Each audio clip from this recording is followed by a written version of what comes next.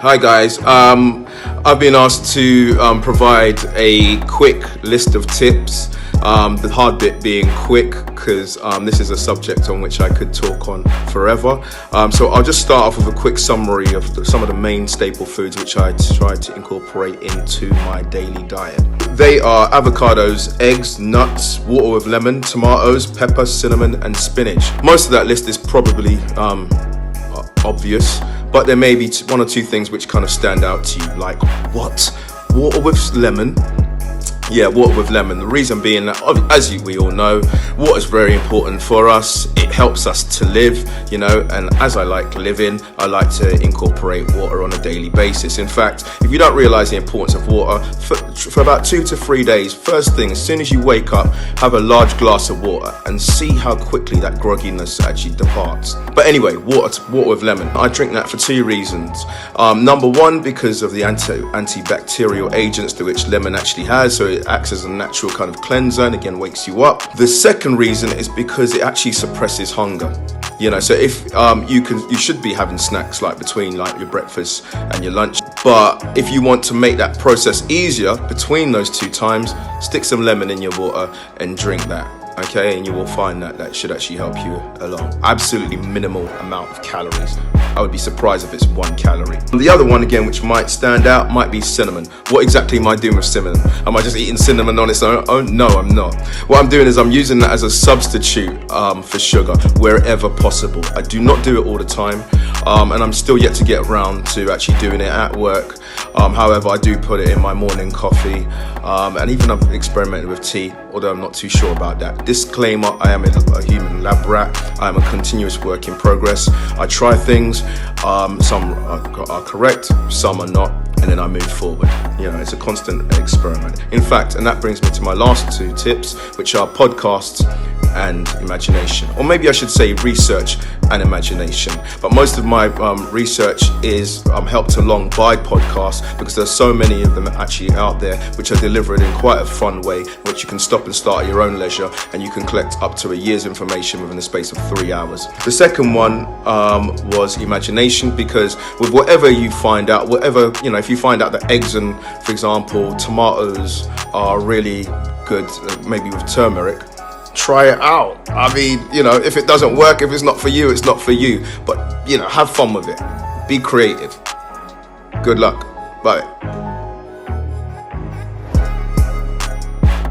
So welcome, Roberta. Lovely to have you here today.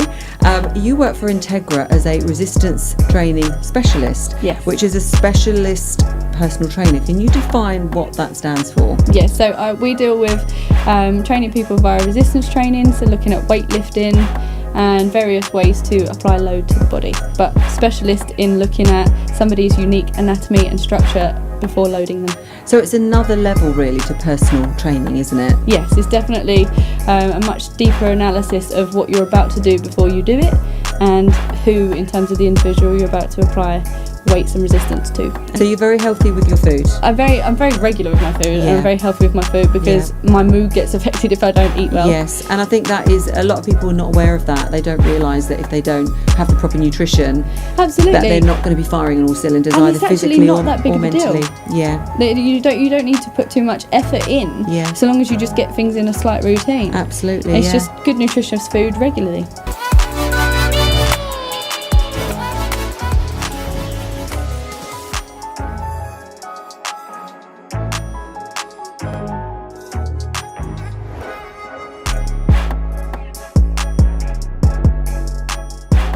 Hello, my name's Jackie and I'm the curriculum manager here at Middleton Murray, and I've been asked to talk to you today because we are talking about Healthy Eating Week. So I've been asked to talk to you about some of the changes that I've made to my lifestyle recently and how that's affected my physical and mental well-being. Just over a year ago this month, Angela set a step challenge for us all for a cancer charity to do 10,000 steps a day. I've been recently diagnosed with type 2 diabetes and was trying to get a little bit healthier. So I thought, well, that's walking, that can't be hard. I'm sure I'll be able to manage that. And so I took part in the challenge. But as the challenge went on over that month, I started to feel much more energised and much more positive in my mindset. And this in turn led me to go back to exercise that I used to really enjoy as a younger woman, which was swimming. I started coupling the swimming with walking, the 10,000 steps a day. I invested in a Fitbit because I really felt like I was going to need something to keep me motivated. So with the swimming and the walking, I really started to feel a real change in the way I looked at things. I thought this is a good opportunity for me to really manage my diabetes and manage my personal health a lot better. So I invested in a blood checking machine. Those couple of months I was checking my bloods regularly, and in my last blood test, my HbA1c, which is like a haemoglobin count test that they do on people with diabetes, it was 79, and it should be within sort of 20 and 40 really, so it was really quite high.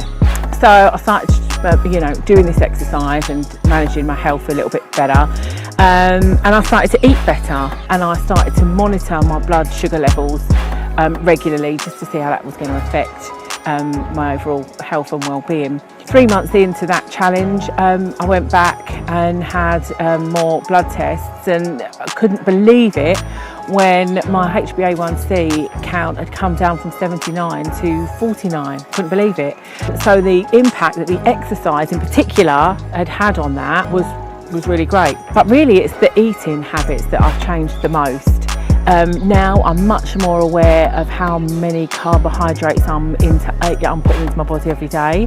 I try to limit that. One of the things I've learned is that actually nothing is really forbidden, providing you eat it in the right way and in the right proportion. I just maintain a kind of a portion count, and I've learned how to adjust that over the course of the day. I suppose in the last year I've lost around about 3 stone in weight, and my general mental health I think has improved because I've got a lot more energy. I feel a lot more positive about everything in general, and I feel much more able to manage my stress levels and just kind of cope with everyday life and work and get a better balance.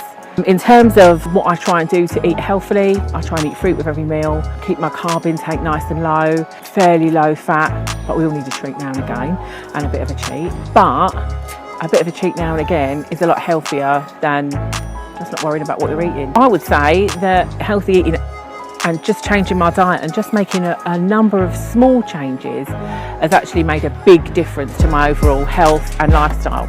We also talk about that in the traineeship.